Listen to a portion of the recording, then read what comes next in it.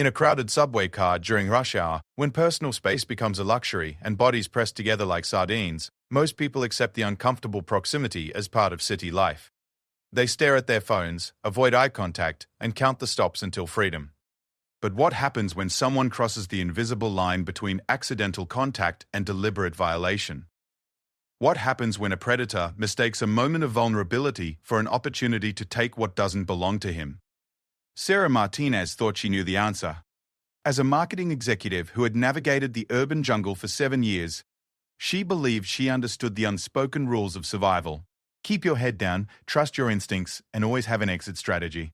She had perfected the art of making herself invisible in crowds, of projecting just enough confidence to ward off trouble, while remaining approachable enough for normal human interaction. But on that humid Tuesday evening in downtown Chicago, all her carefully constructed defenses would crumble in a single moment of shocking violation. What she didn't know was that standing just 3 feet away, disguised in the anonymity of the evening commute, was someone whose training had taught him to recognize danger in all its forms. Someone whose instincts had been honed by years of life or death situations. Someone who understood that evil often wears an ordinary face and strikes when victims feel most helpless. The collision of these 3 lives, predator, victim, and protector, would unfold in less than 30 seconds, but the ripple effects would last a lifetime, proving that sometimes heroes emerge from the most unexpected places, and that justice doesn't always wait for courtrooms and judges. Sometimes it arrives with the swift, decisive action of someone who has sworn to protect the innocent, even when they're thousands of miles from any battlefield. This is the true story of what happened when one man's sense of entitlement met another man's code of honor, and how a single act of courage transformed an ordinary commute into an extraordinary lesson about standing up for what's right, no matter the cost. Sarah Martinez pressed her badge against the security scanner and hurried through the glass doors of the Millennium Building, her heels clicking against the polished marble floor. The elevator ride to the 23rd floor felt endless, as it always did when she was running late for the evening meeting that would determine the fate of her biggest campaign yet. The Morrison account represented everything she had worked toward in her 7 years at Jensen Marketing Group, a chance to prove herself as more than just another ambitious executive in a sea of suits. The meeting had gone better than expected. David Morrison himself had nodded approvingly as she presented the final pitch for his luxury watch campaign, and her boss, Patricia Wells, had given her that rare smile that meant approval without words. By the time Sarah packed up her presentation materials and said her goodbyes, the sun had already begun its descent behind the Chicago skyline, painting the office windows in shades of amber and gold. She gathered her belongings with the satisfied exhaustion that comes after a job well done. Her black leather briefcase, a graduation gift from her parents 3 years ago, contained the contracts that would likely secure her promotion to senior account executive. The thought made her smile as she adjusted her navy blue blazer and checked her appearance in the elevator's reflective walls. At 29, she had already surpassed many of her colleagues, and tonight felt like another step up the ladder she had been climbing since leaving her small hometown in Iowa. The lobby was still busy despite the late hour, filled with the usual mix of office workers, delivery personnel, and visitors navigating the maze of Chicago's downtown business district. Sarah nodded to Marcus, the evening security guard who had worked the building for as long as she could remember. His warm smile and daily greeting had become a small comfort in her routine, a reminder that even in a city of millions, human connection still mattered. Outside, the September air carried the first hints of autumn, crisp enough to be refreshing but still warm enough to make the walk to the subway station pleasant. Michigan Avenue buzzed with its typical evening energy, cars honking in the distance, street vendors calling out to potential customers, and the constant hum of conversation from people heading home or out for dinner. Sarah had grown to love this time of day in the city, when the business crowd mixed with the nightlife seekers, and Chicago showed both its professional face and its social soul. She stopped at her usual coffee cart, where Elena, the elderly Italian woman who had been serving the business district for over a decade, greeted her with the kind of familiarity reserved for regular customers. Elena's cart had become famous among the office workers for serving the best espresso outside of Little Italy, and her warm personality made even the most stressful days seem manageable. "The usual, sweetheart?" Elena asked, already reaching for the small paper cup that had become Sarah's evening ritual. "Actually, make it a double shot today," Sarah replied, fishing in her purse for exact change. "I have a feeling I'll be working late tonight going over these contracts." Elena's eyes sparkled with the kind of pride that comes from watching someone succeed. She had served Sarah coffee for 3 years, had listened to her complaints about difficult clients, and celebrated her victories with genuine enthusiasm. "You get that promotion yet?" "I think tonight might have sealed the deal," Sarah said, accepting the warm cup and inhaling the rich aroma that never failed to remind her of her grandmother's kitchen back in Iowa. The walk to the subway station took exactly 12 minutes, a timing Sarah had perfected through years of practice. She used the time to mentally replay the evening's presentation, identifying the moments that had gone particularly well and filing away lessons for future pitches. The Morrison contract would be worth nearly $2 million to the agency, and her commission alone would be enough to finally move into that apartment in Lincoln Park she had been eyeing for months. The entrance to the Chicago Avenue subway station appeared ahead, marked by the familiar red and blue signs that had guided her commute for so many years. The evening rush was winding down, but the platform still held a decent crowd of people heading home from work, dinner, or evening entertainment. Sarah descended the stairs, her footsteps echoing in the tunnel that connected her professional world to her personal life. She swiped her transit card and made her way through the turnstiles, joining the small crowd waiting for the Red Line train that would carry her north to her apartment in Lakeview. The platform hummed with quiet conversation, the rustle of newspapers, and the distant rumble of approaching trains from other lines. A street musician played guitar near the far end of the platform, his case open for donations, adding a melodic backdrop to the urban symphony that had become the soundtrack of Sarah's daily life. The electronic board displayed the familiar message that her train would arrive in 4 minutes, giving her time to check her phone for messages and mentally prepare for the 30-minute ride home. She had developed a routine for the subway journey. First, she would review her calendar for the next day, then catch up on industry news, and finally allow herself to relax with a book or podcast for the remainder of the trip. Tonight felt different, though. The success of the Morrison presentation had filled her with an energy that made it difficult to focus on routine tasks. She found herself people-watching instead, observing the diverse mix of humanity that populated Chicago's public transportation system.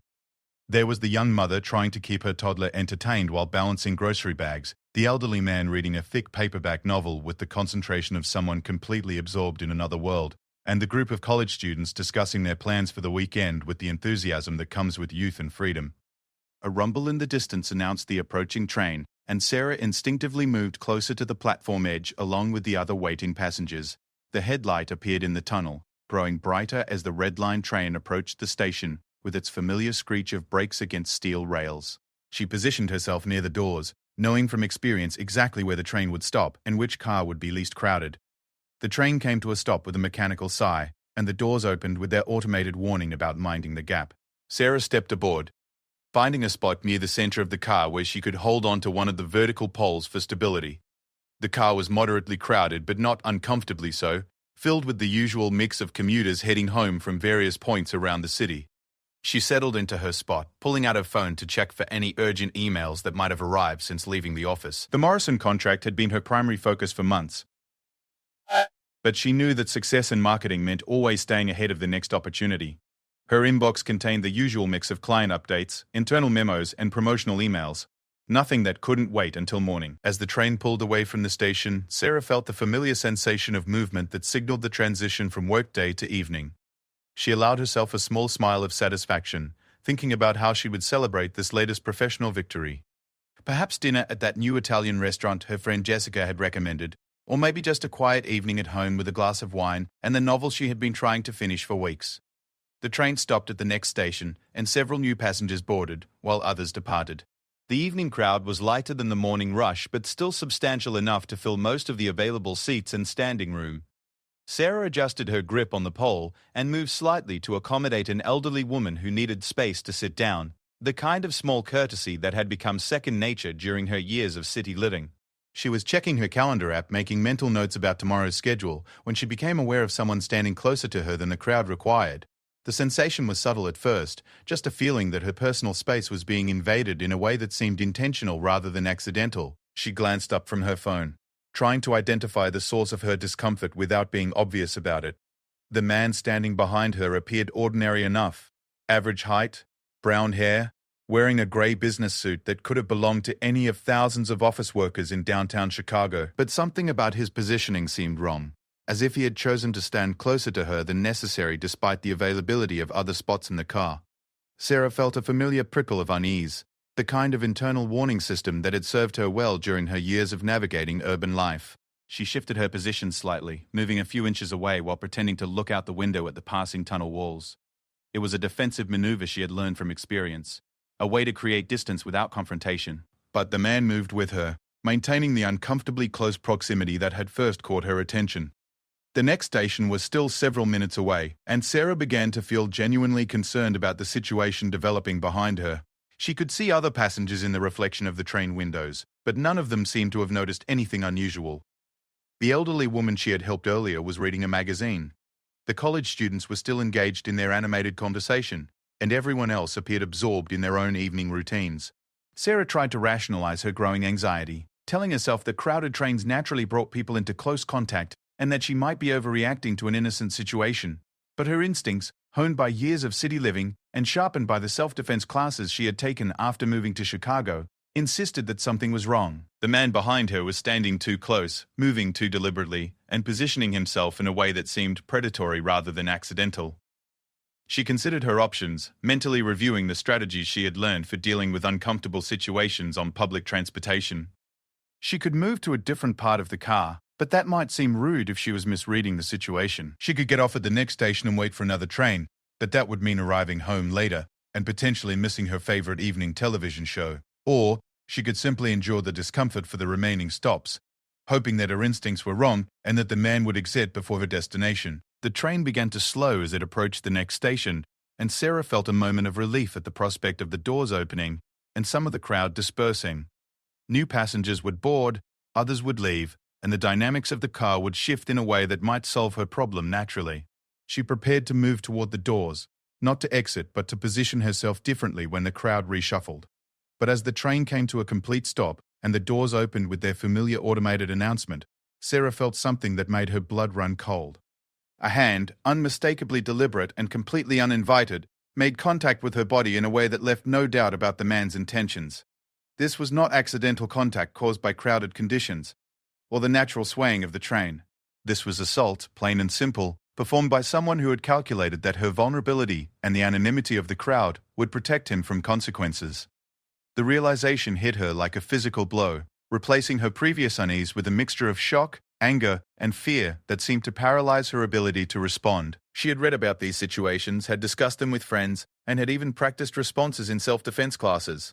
But the reality of being violated in such a public space, surrounded by dozens of people who remained oblivious to what was happening, felt surreal and terrifying in a way that no amount of preparation could have anticipated. Time seemed to slow as Sarah processed what was happening and tried to formulate a response. Her mind raced through possibilities. She could scream, but that might cause panic in the confined space. She could try to move away, but the man had positioned himself to make that difficult. She could confront him directly, but her voice seemed to have abandoned her in the moment when she needed it most. The train doors began to close, trapping her in the car with her attacker and sealing her fate for at least the next several minutes, until the next station. But what Sarah didn't know, couldn't have known in that moment of violation and fear, was that someone else in the car had noticed what was happening. Someone whose training and experience had taught him to recognize predatory behavior, even in crowded spaces. Someone who understood that evil thrives when good people choose to look away, and who had made a lifetime commitment to stand between predators and their victims, no matter where that confrontation might occur. Marcus Rodriguez had been home from his third deployment for exactly 47 days, but his internal clock still operated on military time, and his senses remained hyper-aware of his surroundings in ways that civilian life couldn't quite dull. At 28, he possessed the lean, muscular build of someone who had spent years maintaining peak physical condition, though he had learned to dress in a way that didn't immediately broadcast his military background. Tonight he wore dark jeans, a plain black t-shirt, and a lightweight jacket that concealed both his physique and the habits that 6 years as a Navy SEAL had ingrained into his very being. The transition from active duty to civilian life had been more challenging than any mission he had undertaken in Afghanistan or Iraq. The Department of Veterans Affairs counselor had warned him that the adjustment period could be difficult, that the hypervigilance and constant state of tactical readiness that had kept him alive overseas might feel overwhelming in everyday situations. She had been right. Grocery stores felt like potential ambush sites. Crowded restaurants triggered his need to identify all exits and potential threats, and public transportation presented a maze of variables that his military-trained mind couldn't help but analyze.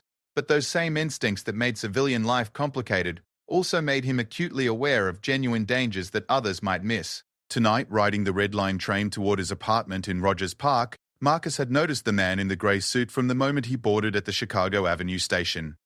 There was something about the way the man moved, the way he positioned himself, and the way his eyes tracked other passengers that triggered every alarm bell that Marcus had developed during his years of combat operations. Marcus had learned to trust those instincts. They had saved his life and the lives of his teammates more times than he could count, in situations where the difference between alertness and complacency measured in milliseconds and body counts.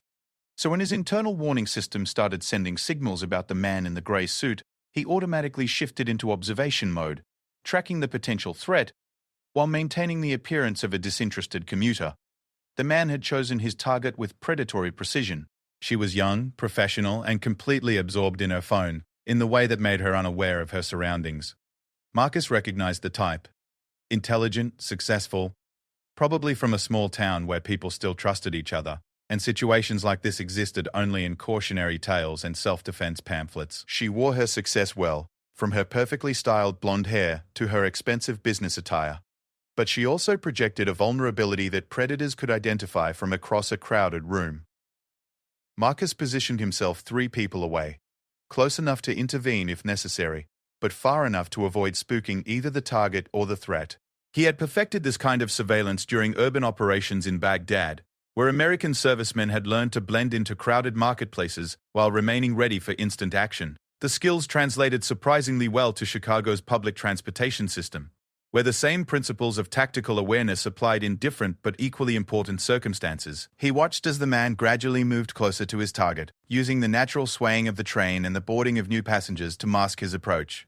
It was a calculated stalking behavior that Marcus had seen before, not in military contexts, but in the criminal activity briefings that had been part of his urban warfare training.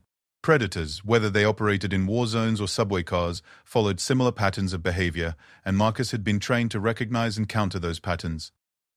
The young woman seemed to sense something was wrong. Marcus observed her subtle attempts to create distance, the way she shifted her position and tried to move away from her stalker. But the man compensated for each of her movements, maintaining his proximity with the persistence of someone who had done this before.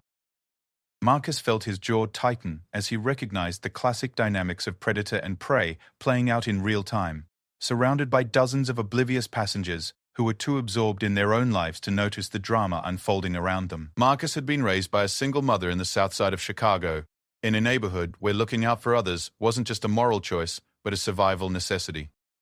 His mother, Carmen Rodriguez, had worked double shifts as a nurse at Cook County Hospital, often leaving Marcus and his younger sister Elena in the care of neighbors who understood that community safety required everyone to stay alert and involved. It was a lesson that the military had reinforced and refined, teaching him that the strong had an obligation to protect the weak, that freedom required constant vigilance, and that evil flourished when good people chose to remain passive observers. He had joined the Navy at 18, partly to escape the limited opportunities at his neighborhood and partly because he felt called to serve something larger than himself. The SEAL training had been brutal, designed to break down recruits and rebuild them into warriors capable of operating in the most dangerous environments on Earth. But it had also instilled in him a code of honor that made it impossible to ignore injustice, whether it occurred on foreign battlefields or domestic train platforms. The train began to slow as it approached the next station, and Marcus saw his opportunity. The opening doors would create natural movement and distraction, providing cover for intervention if the situation escalated. He shifted his position slightly, moving closer to the woman and her stalker while maintaining his cover as just another passenger preparing for his commute. What happened next unfolded with the kind of stark clarity that Marcus had experienced in combat situations, where time seemed to slow and every detail became hyper-focused. The man made his move just as the train doors opened, using the mechanical noise and passenger movement to mask his assault. Marcus saw the deliberate, unmistakable contact, saw the woman's shocked reaction, and felt the familiar surge of controlled anger that had powered him through 3 deployments in countless dangerous situations. But this time was different. This time the threat wasn't an armed insurgent or an improvised explosive device. This time it was a predator who had calculated that his anonymity in a crowd of strangers would protect him from consequences. This time the victim was an innocent woman who had done nothing more threatening than ride public transportation while female. And this time Marcus didn't have backup, didn't have weapons, didn't have the full authority of the United States military behind his actions. What he did have was 6 years of the most intensive combat training available on Earth, a code of honor that made it impossible to ignore the assault happening 3 feet away from him, and the kind of physical skills that could end the situation in seconds. He also had something that most civilians lacked, The absolute certainty that came from years of life or death decision-making. The kind of moral clarity that emerged when the stakes were high and the choices were clear. Marcus moved with the fluid precision of someone who had practiced close-quarters combat until it became instinctive. He closed the distance between himself and the attacker in 2 steps, his movement masked by the general shuffle of passengers near the doors. His approach was silent, controlled, and completely focused on neutralizing the threat with minimal collateral damage to innocent bystanders. The man in the grey suit had no idea what was coming. He was completely focused on his victim, secure in his assumption that the crowded train car provided him with both opportunity and protection. Predators like him operated on the belief that witnesses would either fail to notice what was happening or choose not to get involved, that the natural human tendency to avoid confrontation would allow them to act with impunity. But Marcus Rodriguez was not a natural human in the conventional sense. He was a weapon that the US government had spent millions of dollars creating, a warrior who had been trained to seek out and destroy threats to innocent people, regardless of the personal cost. The skills that had made him one of the most effective special operations soldiers of his generation were about to be demonstrated on a Chicago subway car, in defense of a woman whose name he didn't know, but whose right to safety he was sworn to protect. The confrontation began with Marcus positioning himself directly behind the attacker, close enough to intervene but still maintaining the element of surprise. His voice, when he spoke, carried the kind of quiet authority that came from years of command situations where lives depended on instant obedience. "Take your hands off her, now." The words were spoken quietly enough not to alarm other passengers, but with enough force to penetrate the attacker's consciousness like a physical blow. Marcus had learned the technique during hostage rescue training, where the ability to project authority and create instant compliance could mean the difference between successful rescue and catastrophic failure. The man in the grey suit spun around, his face showing the confusion and anger of someone whose carefully planned crime had been interrupted by an unexpected variable. He was average-sized, probably in his mid-30s, with the soft look of someone who spent his days behind a desk and his evenings pursuing predatory hobbies. His eyes showed the calculation of someone trying to decide whether to retreat or escalate, weighing his options against this new threat to his intended crime. "Mind your own business," he snarled, trying to project aggression while simultaneously assessing whether this interfering stranger represented a serious threat to his plans. "This doesn't concern you." Marcus smiled, and it was not a pleasant expression. It was the kind of smile that his enemies in Afghanistan had learned to fear, the smile of someone who had found a legitimate target for years of controlled violence. His response came in the same quiet tone, but now it carried an undertone that made other passengers unconsciously step away. "Everything about this concerns me. You have exactly 3 seconds to remove your hands and step away from her, or I'm going to remove them for you. And I promise you won't like my method." The threat was delivered with the casual certainty of someone who had made similar promises in much more dangerous circumstances and had always been able to deliver on them.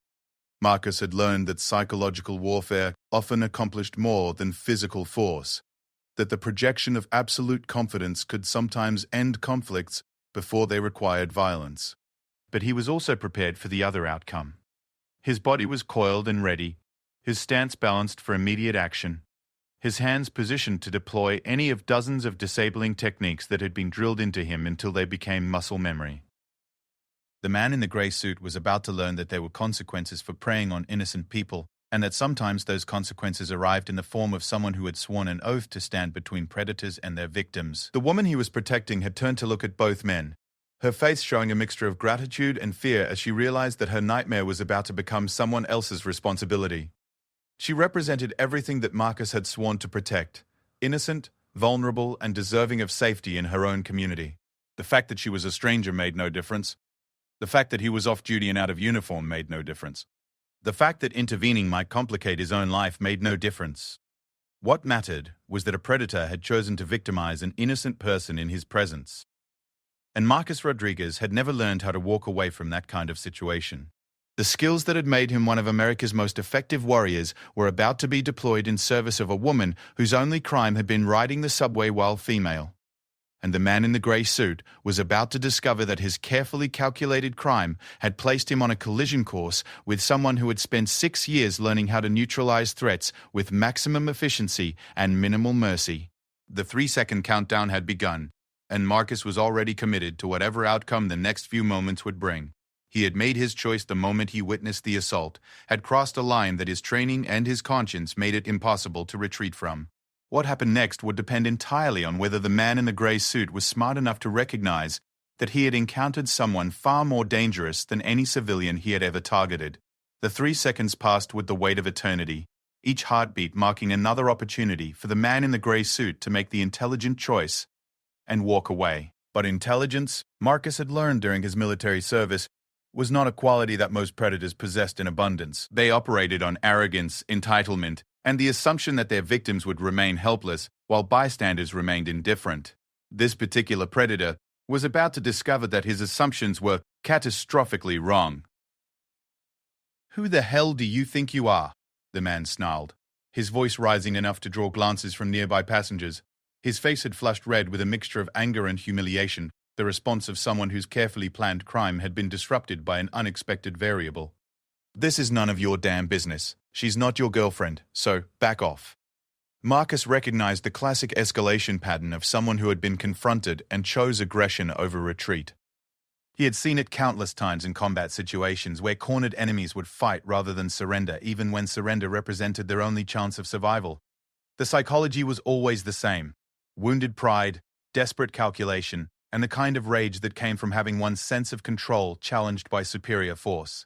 "She doesn't need to be my girlfriend for me to care about her safety," Marcus replied, his voice still controlled, but now carrying an edge that made other passengers unconsciously create distance around the 3 central figures. "She's a human being who deserves to ride the train without being assaulted by predators like you. Last chance, step away and walk off at the next station, or I make the decision for you." The young woman, Sarah, had pressed herself against the train's wall, her briefcase clutched against her chest like a shield. Her eyes moved between her attacker and her unexpected protector, processing the surreal turn her ordinary commute had taken. She wanted to say something, to thank the stranger who had intervened on her behalf, but the tension in the air felt volatile enough that any additional stimulus might trigger an explosion. Other passengers had begun to notice the confrontation, though most were still trying to process what they were witnessing. The elderly woman with the magazine had looked up from her reading, her expression concerned but uncertain. The group of college students had fallen silent, their evening plans forgotten as they watched the drama unfold. A businessman near the doors had his phone out, though it wasn't clear if he was preparing to call for help or simply record whatever happened next. The man in the grey suit made his choice, and it was exactly the wrong one. Instead of accepting the opportunity to retreat with minimal consequences, he chose to escalate, reaching toward his jacket pocket in a movement that could have been interpreted as threatening. Whether he was reaching for a weapon, his phone, or simply making an aggressive gesture became irrelevant the moment his hand moved toward the concealed area. Marcus reacted with the speed and precision of someone who had survived multiple combat deployments by never allowing potential threats to develop into actual dangers. His left hand shot out and clamped onto the man's wrist with a grip that had been strengthened by years of rope climbing, weapons handling, and close-quarters combat training.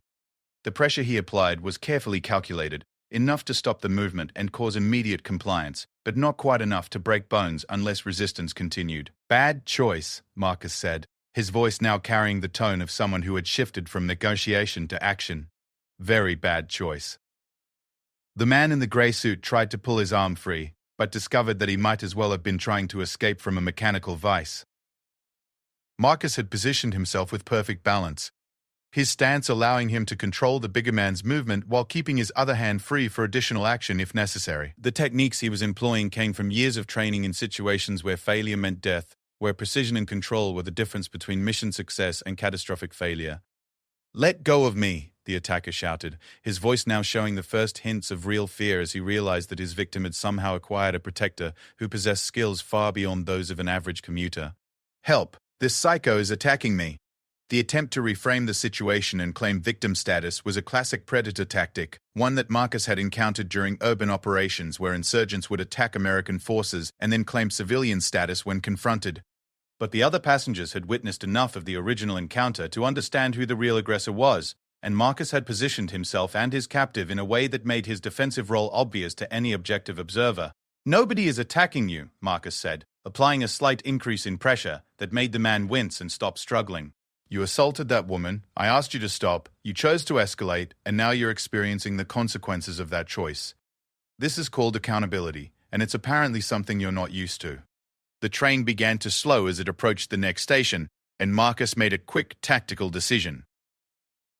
The confined space of the subway car limited his options and increased the risk to innocent bystanders if the situation continued to escalate. The opening doors would provide an opportunity to remove the threat from the environment while minimizing danger to other passengers. "Here's what's going to happen," Marcus continued, his grip maintaining perfect control over the man's movement while his voice projected the authority of someone accustomed to being obeyed without question. "When these doors open, you and I are getting off this train. We're going to have a conversation about respect, consent, and consequences. Then you're going to apologize to that woman. You're going to promise never to do anything like this again, and you're going to walk away with a new understanding of how civilized people behave in public." "I'm not going anywhere with you, you lunatic," the man protested, though his attempts at physical resistance had ceased as he realized the futility of trying to overpower someone with Marcus's level of training. "I'll call the police. I'll sue you for assault." Marcus almost smiled at the irony of someone who had just committed sexual assault threatening to call the police on the person who had stopped him. But he had encountered this kind of twisted logic before, in interrogation situations where captured enemies would demand their rights while refusing to acknowledge the rights of their victims. "Please do call the police," Marcus replied. "I'm sure they'll be very interested in hearing about your behavior toward that young woman, especially once they review the security footage from this train car. But first, we're having our conversation." The train came to a complete stop, and the familiar automated voice announced the station name while the doors slid open with their mechanical precision. Marcus began moving toward the exit, his grip on the man's wrist providing both guidance and compulsion. The technique was something he had learned during prisoner transport training, a method of controlling subjects that appeared almost cooperative to casual observers while actually offering the captive no choice in their movement. Sarah watched her unexpected protector escort her attacker toward the doors, her mind still processing the rapid transformation of her situation from victimization to rescue. She wanted to follow them, to ensure that justice was properly served, but she also recognized that this mysterious man seemed more than capable of handling the situation without her assistance. "Wait!" she called out, her voice finally finding strength as the immediate threat moved away from her. "I should come with you. I'm the victim here. I should be involved in whatever happens next." Marcus paused in the doorway, maintaining his control over the would-be attacker, while turning to address the woman he had protected. His expression softened slightly as he looked at her, seeing not just a victim but a person who deserved to have her voice heard in whatever resolution followed. "Ma'am, I appreciate that, but I think it's better if you stay on the train and continue to your destination," he said. "This individual and I need to have a private discussion about his behavior, and you've been through enough trauma for one evening. If you want to report this incident to the police, that's absolutely your right, but you don't need to subject yourself to any more contact with him." Sarah nodded, understanding the wisdom of his suggestion while simultaneously feeling frustrated at being excluded from the resolution of her own assault. But she could see in Marcus's eyes the kind of determination that suggested her attacker was about to face consequences far more immediate and personal than anything the legal system might eventually provide. "Thank you," she said, and the words carried the weight of genuine gratitude mixed with amazement at having encountered someone willing to intervene on behalf of a complete stranger. "I don't even know your name, but thank you for what you did." "Marcus," he replied simply.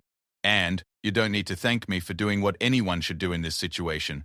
Take care of yourself, and remember that you have every right to feel safe in public spaces." With that, he guided his captive off the train and onto the platform, leaving Sarah and the other passengers to process what they had just witnessed.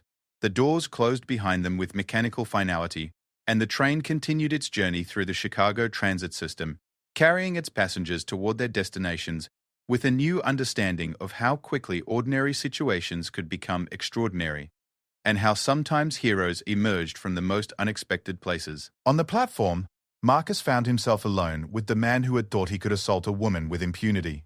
The space was moderately crowded, but offered enough privacy for the kind of conversation that needed to happen without outside interference. Street-level foot traffic moved past them with the typical urban indifference to other people's problems, creating a bubble of isolation around the two men that Marcus recognized as perfect for his purposes. The man in the grey suit was still trying to process how his carefully planned crime had resulted in his current predicament. He looked around the platform as if seeking escape routes or potential assistance, but found only strangers who were focused on their own concerns and showing no interest in his situation. "Listen, man," he said, his tone shifting from aggression to attempted negotiation as the reality of his circumstances became clear. "I think there's been some kind of misunderstanding here. I wasn't doing anything wrong. These trains get crowded, you know? Sometimes people bump into each other. It's not a big deal. Marcus studied him with the kind of analytical assessment he had learned to apply to enemy prisoners, evaluating truthfulness, calculating flight risk, determining the most effective approach to extract information or secure compliance. What he saw was exactly what he had expected: a predator attempting to minimize his crime and escape consequences through misdirection and false equivalency.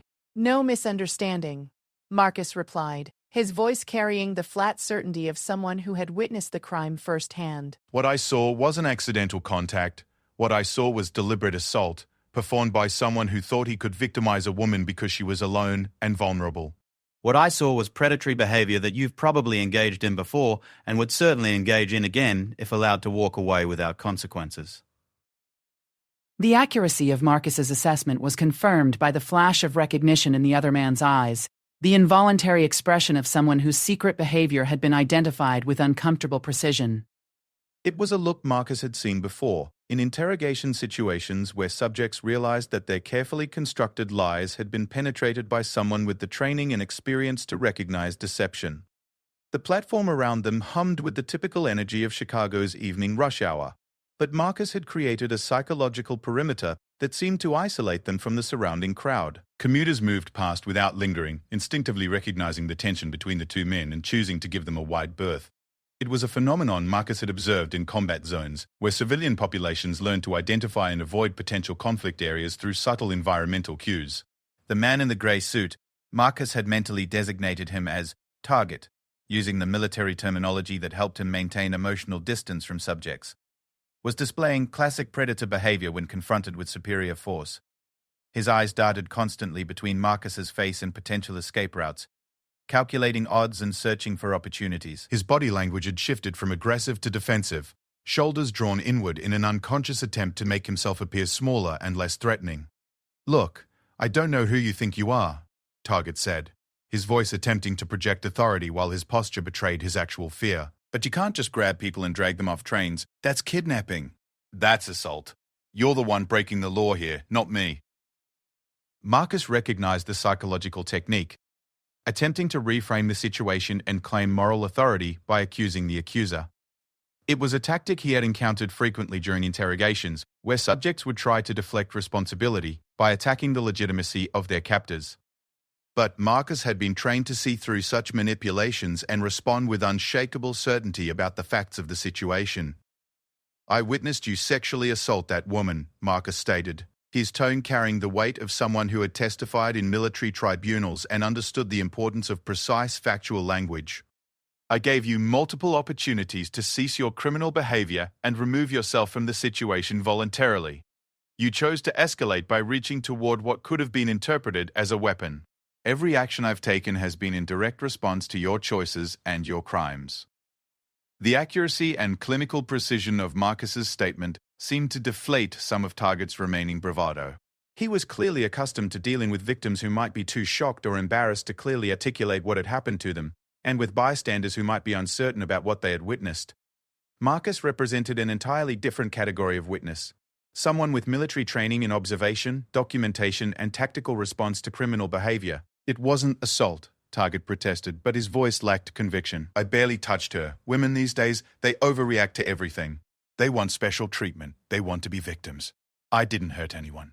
Marcus felt a familiar cold anger settling into his chest, the controlled fury that had sustained him through multiple combat deployments and countless encounters with evil in its various forms. He had heard similar justifications from insurgents who targeted civilians, from war criminals who claimed their atrocities were necessary, and from predators who believed their desires superseded other people's rights. "You violated her body without her consent," Marcus said, his voice dropping to the quiet intensity that his former teammates had learned to recognize as a danger signal. "You transformed her routine commute into a traumatic experience that she'll remember for the rest of her life. You made her feel unsafe in her own community, in a public space where she had every right to travel without being molested. And you did it because you thought you could get away with it." Target's face was beginning to show the physical signs of genuine fear as he realized that his captor was not someone who would be swayed by excuses, intimidated by threats, or manipulated by psychological tactics. Marcus possessed the kind of moral clarity that came from years of life-and-death decision-making, combined with the physical capability to enforce his ethical standards regardless of opposition. "What do you want from me?" Target asked, his voice now showing the strain of someone who was beginning to understand that his situation was more serious than he had initially calculated. What's this going to accomplish? You can't change what happened. You can't undo it. You're right, Marcus agreed, his grip on Target's wrist maintaining perfect control while his other hand remained ready for instant action if needed. I can't undo what you did to that woman, But I can make sure you understand the consequences of your actions, and I can help you make some important decisions about your future behavior. Marcus had positioned them near a support column that provided both privacy from casual observers and a solid backstop that limited Target's movement options. It was a technique he had learned during urban warfare training, where controlling the environment was as important as controlling the subject. The platform's security cameras were positioned to capture their interaction, which served Marcus's purposes perfectly. Any review of the footage would show a controlled conversation rather than an unprovoked assault. Here's what's going to happen, Marcus continued, his voice carrying the authority of someone who had commanded special operations missions in hostile territory. You're going to listen carefully to what I tell you. You're going to acknowledge that you understand it, and then you're going to make some commitments about how you're going to conduct yourself in the future. Target nodded reluctantly, his survival instincts finally overriding his pride and aggression.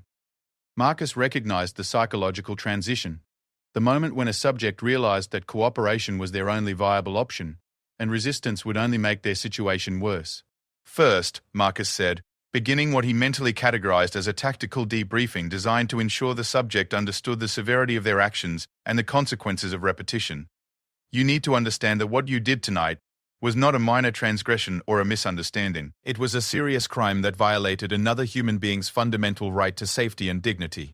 It was predatory behavior that causes lasting psychological trauma to victims and contributes to a culture where women cannot feel safe in public spaces. The lecture continued with the kind of systematic precision that Marcus had learned during his military service, where complex concepts needed to be broken down into simple, undeniable components that even hostile subjects could understand. He explained the legal definitions of sexual assault, the psychological impact on victims, and the social responsibility that all citizens shared to protect vulnerable members of their community. Target listened with the uncomfortable attention of someone who was hearing truths about himself that he had spent years avoiding. His attempts at interruption or justification were met with the kind of authoritative silence that Marcus had perfected during interrogations, where subjects learned that speaking out of turn would only extend their uncomfortable experience. Second, Marcus continued, you need to understand that your actions tonight have consequences beyond the immediate crime. That woman will now approach public transportation with fear and anxiety that she never had before. She'll second-guess her clothing choices, her travel routes, her decision to commute alone. She'll carry the memory of your violation for years, possibly decades. Every time she encounters a situation similar to tonight, she'll relive the trauma you inflicted on her. This portion of the lesson was deliberately designed to force Target to confront the human cost of his actions, to understand that his brief moment of predatory gratification had created lasting suffering for an innocent person. Marcus had learned during his military service that the most effective way to prevent future criminal behavior was to ensure that subjects understood the full scope of harm they had caused. Third, Marcus said, his voice taking on the tone he had used when addressing subordinates whose performance had endangered mission success, you need to understand that tonight represents a crossroads in your life. You can choose to see this as a wake-up call, an opportunity to examine your behavior and make fundamental changes to how you interact with other people. Or you can choose to see this as an inconvenience, something to forget as quickly as possible so you can return to your previous pattern of predatory behavior. Target was no longer attempting to argue or justify his actions. The systematic breakdown of his crime and its consequences had apparently overwhelmed his ability to maintain his previous stance of injured innocence. He stood silent, his shoulders slumped in what Marcus recognized as the posture of someone who was finally beginning to understand the gravity of their situation. If you choose the first option, Marcus continued, if you genuinely commit to changing your behavior and treating other people with the respect they deserve, then tonight ends here. You walk away with a new understanding of boundaries, consent, and accountability. You become part of the solution instead of part of the problem. Marcus paused, allowing the positive option to register fully before presenting the alternative that would govern his own future actions if Target made the wrong choice. But if you choose the second option, he said, his voice carrying the unmistakable promise of someone who had the means and determination to follow through on threats, if you decide to continue victimizing innocent people, then you need to understand that someone is now watching you. Someone with the skills, training, and moral commitment to ensure that your predatory behavior has consequences every single time you engage in it. The threat was delivered with the clinical precision of a military briefing, clearly stated but not theatrically embellished. Marcus had learned that the most effective deterrents were those that subjects believed would actually be implemented, and his tone conveyed absolute certainty about his willingness and ability to make good on his promise. Target looked up at Marcus's face for the first time since being removed from the train, and what he saw there apparently convinced him that this was not someone who made idle threats or forgot about commitments. Marcus possessed the kind of steady, implacable determination that came from years of following through on promises, regardless of personal cost or inconvenience. I understand, Target said quietly, his voice carrying the defeated tone of someone who had finally realized that his crimes had connected him with consequences he could not manipulate, intimidate, or escape. I understand what you're saying.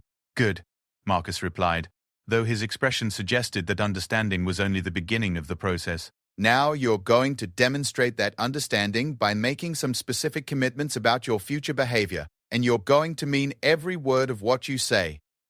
The evening air around the Chicago Avenue subway station carried the familiar sense of urban life, car exhaust, restaurant kitchens, and the subtle dampness that seemed to emanate from the underground transit system. Marcus maintained his position near the support column, his tactical assessment of the situation indicating that Target was now prepared for the final phase of their interaction.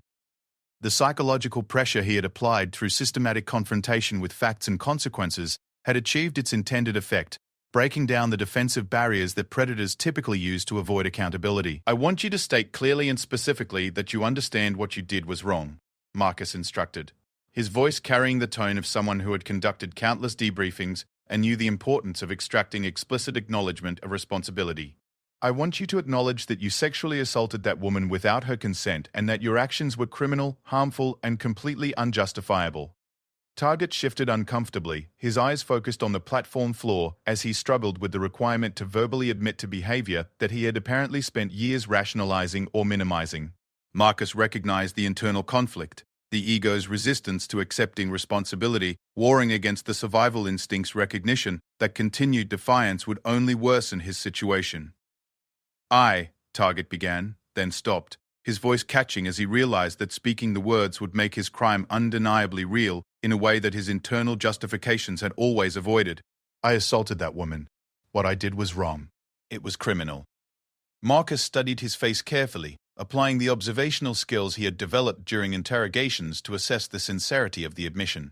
He saw genuine discomfort and what appeared to be the beginning of actual remorse, though he remained skeptical about whether the emotional response represented true understanding or simply fear of consequences.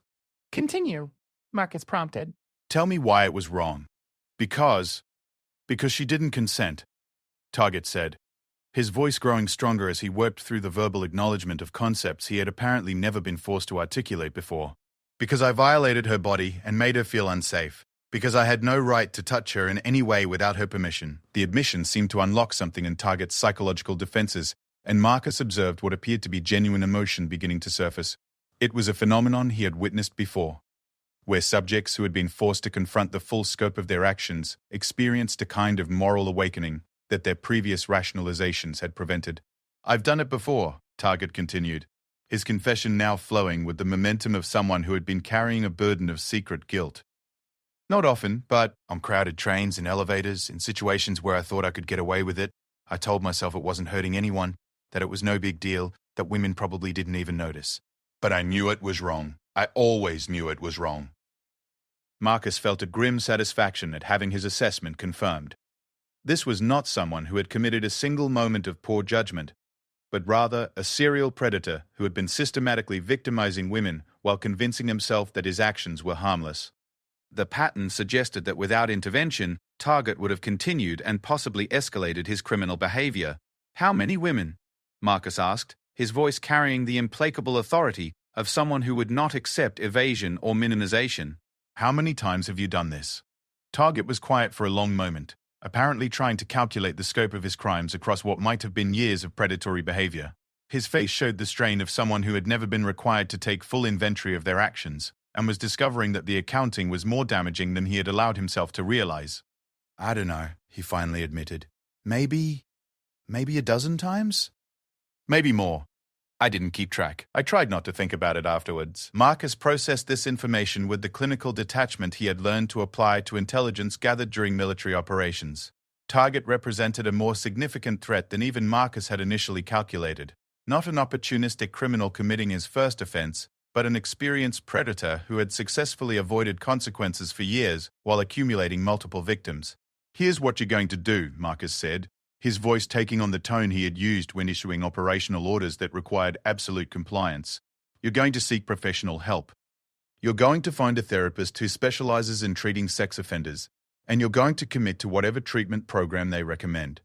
You're going to do this voluntarily, immediately, and completely." Target nodded quickly, apparently relieved that the consequences being imposed were therapeutic rather than punitive.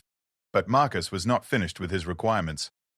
"You're also going to make some changes to your daily routine," Marcus continued. "You're going to avoid situations where you might be tempted to repeat your criminal behavior. That means finding alternative transportation options during peak hours when trains are crowded. It means staying away from environments where you've victimized people before. It means restructuring your life in whatever way is necessary to prevent future crimes." These requirements represented Marcus's tactical assessment of how to minimize Target's future threat potential while allowing him the opportunity to demonstrate genuine behavioral change.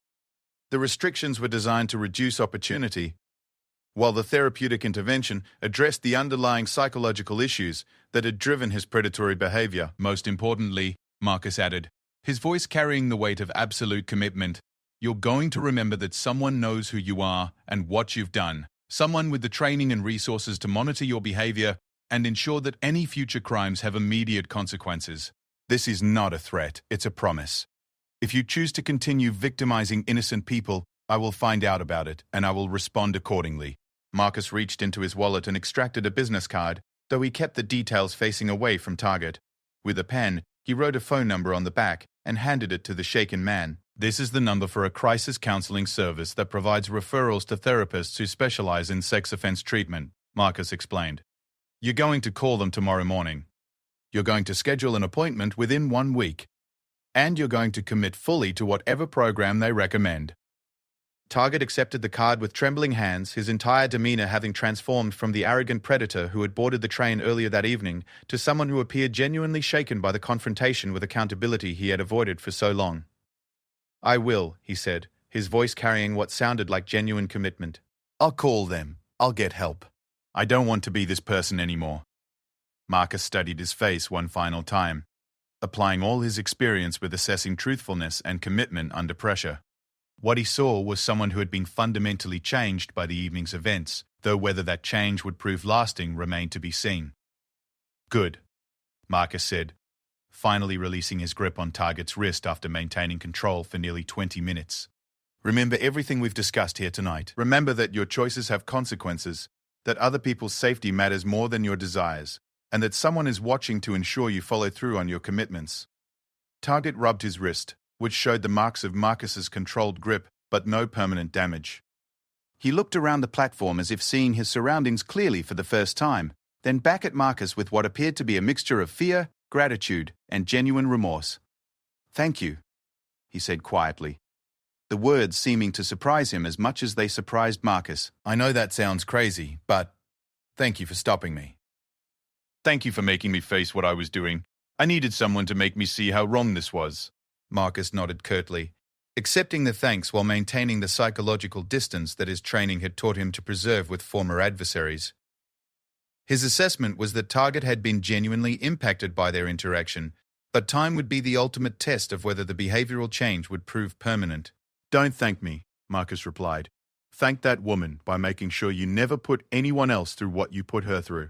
Prove that tonight was the beginning of genuine change, not just another manipulation." With that, Marcus stepped back and gestured toward the platform exit, indicating that Target was free to leave. The confrontation was over, the lesson had been delivered, and the consequences had been clearly established. What happened next would depend entirely on Target's choices and his commitment to the promises he had made. Target walked away slowly, his gait showing the unsteady movement of someone whose worldview had been fundamentally altered in the space of a single evening. He paused at the platform exit to look back once, meeting Marcus's steady gaze with what appeared to be a final acknowledgement of the seriousness of their interaction, then disappeared into the Chicago street traffic. Marcus remained on the platform for several minutes, processing the encounter and conducting the kind of after-action review that had become second nature during his military service. He had achieved his primary objective of stopping an active assault and protecting an innocent victim. He had successfully extracted a confession and secured commitments for behavioral change. And he had established a deterrent framework that would hopefully prevent future crimes. But he also recognized that the broader problem remained unsolved. Target represented only one predator among many who operated in the anonymous crowds of urban public transportation. The woman he had protected tonight was safe, but countless others remained vulnerable to similar attacks from different perpetrators. The systemic nature of the problem required solutions beyond individual intervention, though Marcus took satisfaction in knowing that he had at least removed one threat from immediate circulation. His phone buzzed with a text message from his sister Elena, asking if he wanted to join her for dinner at their favorite Mexican restaurant. The ordinary nature of the invitation served as a jarring reminder of how quickly his evening had shifted from routine civilian activities to the kind of tactical situation he had handled routinely during his military service. The transition back to normal life felt surreal after the intensity of the past hour. Marcus made his way toward the platform exit, his tactical awareness automatically cataloging the positions and behavior patterns of other commuters, while his mind began the process of compartmentalizing the evening's events. He had learned during his military service that the ability to shift between high-stress situations and normal activities was essential for psychological health and operational effectiveness. As he climbed the stairs towards street level, Marcus reflected on the strange intersection of his military training and civilian life that had just occurred. The skills that had made him an effective Navy SEAL had translated directly to protecting innocent civilians from predatory behavior, suggesting that his transition from military to civilian service might involve more continuity than he had previously recognized. The Chicago evening stretched before him, full of ordinary possibilities. Dinner with his sister, a quiet evening at home. Perhaps a call to check on his mother, who still worried about his adjustment to civilian life. But he also carried with him the knowledge that evil continued to operate in the shadows of daily life, that predators continued to victimize the innocent, and that someone with his skills and moral commitment would always find opportunities to stand between those who would harm others and their intended victims. The woman from the train, Sarah, would go home to her apartment, probably call a friend to process the trauma of her assault and the surreal experience of being rescued by a stranger. She would remember this night for the rest of her life, but hopefully as an example of how ordinary people could choose to intervene when they witnessed injustice, rather than simply as another instance of urban victimization. Marcus Rodriguez walked into the Chicago evening carrying with him the satisfaction of a mission accomplished and the knowledge that his oath to protect the innocent had not ended with his military service. It had simply found new contexts and new opportunities for expression, proving that the values that had made him an effective warrior could also make him an effective guardian of his community's most vulnerable members. The city continued its endless rhythm around him, millions of people pursuing their individual dreams and facing their personal challenges, most unaware that they shared their community with both predators who would exploit their vulnerability and protectors who would risk everything to ensure their safety. Tonight, the balance had shifted slightly in favor of justice, and that was enough to make the long journey from military service to civilian life feel like it had genuine purpose and meaning.